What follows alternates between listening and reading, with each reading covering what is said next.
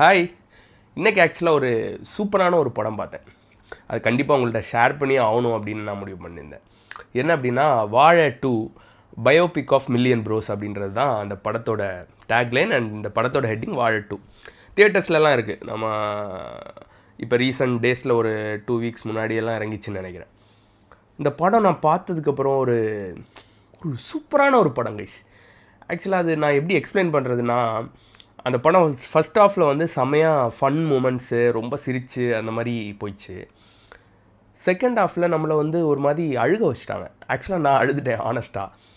Climax பார்த்தீங்கன்னா கொஞ்சம் ஒரு மாஸ் எல்லாம் போட்டு, என்னடா இப்படி ஒரு கிளைமேக்ஸ் அப்படின்ற மாதிரி ஒன்று போட்டு விட்டாங்க.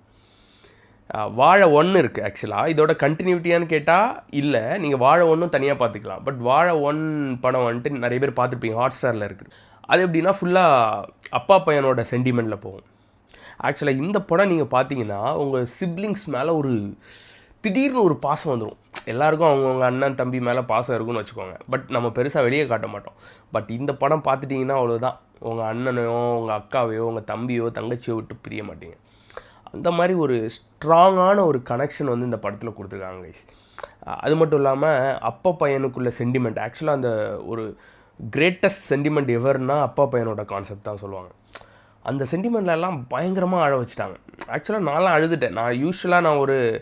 நான் படம் பார்த்து அழுகிற ஒரு டைப் தான். ஸோ இதில் வெட்கப்பட வேண்டிய எதுவும் இல்லை. இந்த மாதிரி உள்ள எமோஷன்ஸ் வந்து ரொம்ப சூப்பராக இதில் ஒர்க் ஆகிருக்கு அப்படின்னு நான் சொல்ல வரேன்.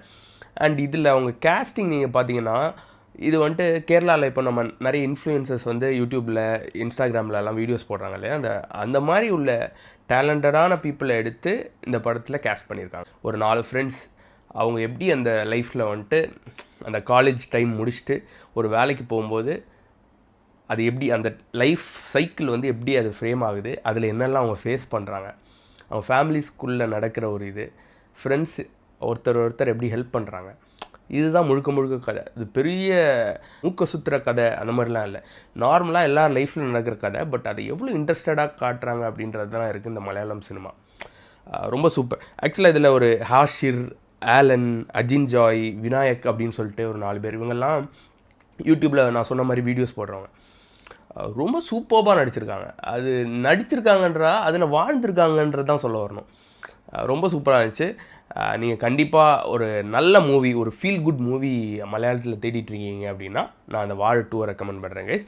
நீங்கள் பார்த்துட்டு உங்களோட ஒப்பீனியனை வந்துட்டு கமெண்ட்ஸில் சொல்லுங்கள். அண்ட் மோர் மூவி வீடியோஸ்க்கு என்னை ஃபாலோ பண்ணி வச்சுக்கோங்க. பபாய். நீ ரொம்ப தைரியசாலிப்பா. இந்த ஓட்ட கண்ணாடி போட்டு எப்படி துணிஞ்சு முன்னாடி நிற்கிறியோ